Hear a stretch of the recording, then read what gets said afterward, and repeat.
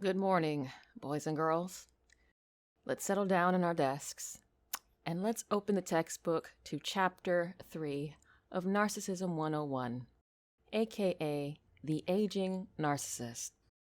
Nothing is more pitiful, nothing is more pathetic than the aging narcissist. Now, you may ask, how so, Supernova? How are they so pathetic? Well, let me give you a brief history of the narcissist from birth until now, which is typically going to be their late 40s on down.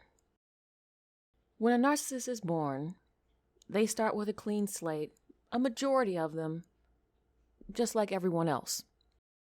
But by the ages of 6 to 9, something traumatic has happened to them. They could have been abused. Pick your flavor of abuse. They could have had trauma externally from the home. But either way, something horrible happened to them.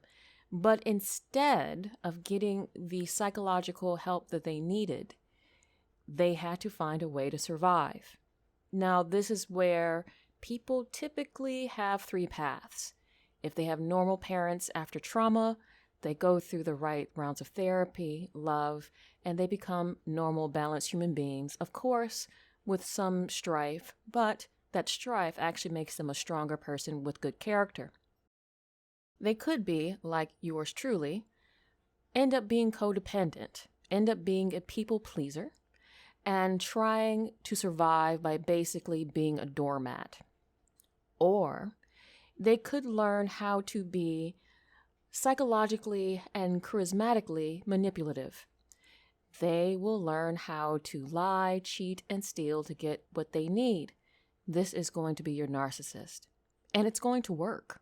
It's going to work for a very long time. They realize that to get the love that they need, it's going to have to be external, right? It's not going to be internal because the trauma has robbed them of their own introspection and self-love. And how do you get external validation? Well, you have to be attractive. You have to be well-groomed. You have to be charismatic. And as well, you have to make sure that you have enough money to show that you are a functional part of society. That, my dear class, is going to be how a narcissist is made. Now, between the ages of teens to like late 30s, especially in men, this is the narcissistic prime. They're attractive. A majority of narcissists are attractive. They're fit. They know what to say. They're accepted in all the right places. And since they are naturally competitive, because you have to think, even though a narcissist may be in a grown person's body, they still have the competitiveness as well as the desires of a 6 to 9-year-old child. So they want to make sure they have the best ball in the playground. They want to make sure they have the best girlfriend in class. That's how it is. And during this time, it's easy to get that. They can be tall, short, fat, thin. But a majority of your rich, your famous, your celebrities are top narcissistic people. And they are where they are because their desire for external validation outweighed a lot of their internal self-love.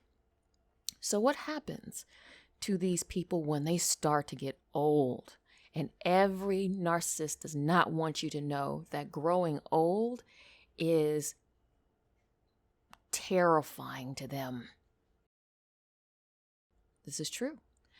Have you ever heard the term midlife crisis? Very rarely do people who are empathetic or have normal emotional reactions go through a midlife crisis.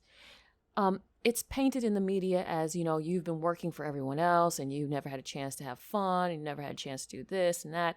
Well, I have lived for a while. I am not a spring chicken. So I have seen this midlife crisis over and over and over and over again, be it male or female.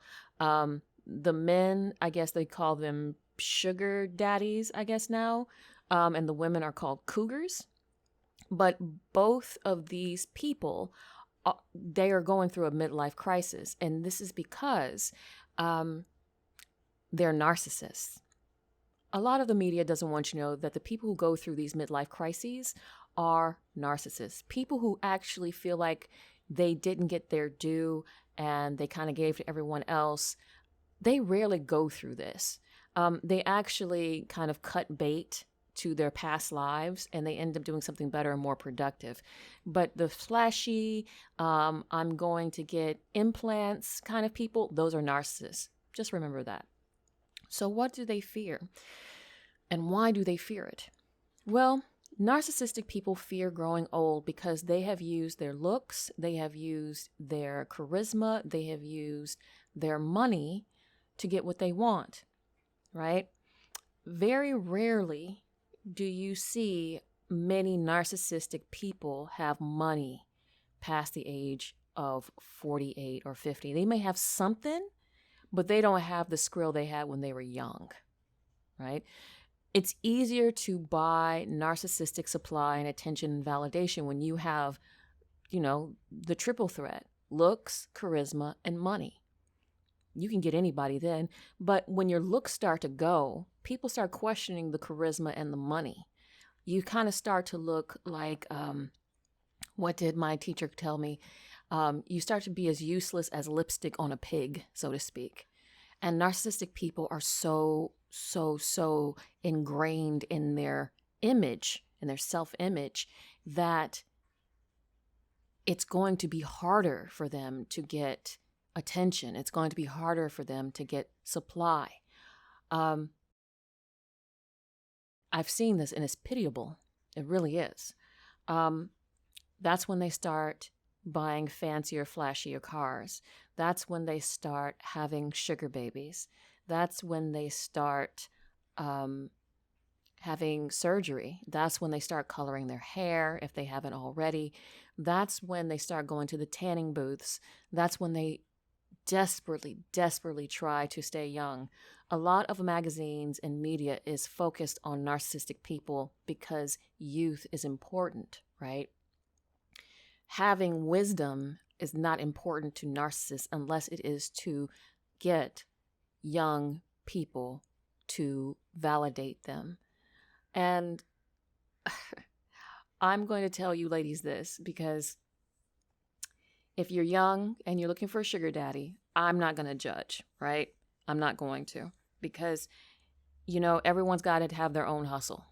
But I will tell you what it's going to be like having a sugar daddy, especially a narcissistic one. When you are dealing with an aging narcissist, you won't be able to breathe on your own. Your aging narcissist will call you 24 hours a day, 7 days a week, just to have you validate them. Your aging narcissist is going to not really care about how you look and care only how you make them look. You're going to go to all these fancy places and meet these people, but you are literally arm candy. You're not really going to talk. You're not really going to network if you think you're going to these really luxurious places. You're just there to look pretty and to make sure that the narcissist advertises that he still got it. You are going to be paid very well, but you are not going to be allowed to have a boyfriend that he knows about. Because remember, sugar daddies and sugar babies, it is an exchange. It's an exchange, right? At least in your mind. But to an aging narcissist, it's not going to be an exchange whatsoever. You are bought and you are owned until they are tired of you, until they find something shinier that's going to give them more validation. Now, I want to do a part 2 of this because this is growing long. I want to do a part 2 of the aging narcissist that doesn't have money. But this goes either way. It goes for either male or female aging narcissists who are wealthy. You are not going to have a life. And if they marry you, be ready for prison. You're going to be a prisoner in a very nice house with a very nice bank account, but forget having friends. Forget having your family around you, because they are not going to want your family around you either. You are literally going to be a captive bird in the narcissist cage, because he/she is getting old and you're the most reliable source that you have. Also, I forgot to tell you, be ready for abuse. Be ready to be abused. Physical, emotional, sexual, financial.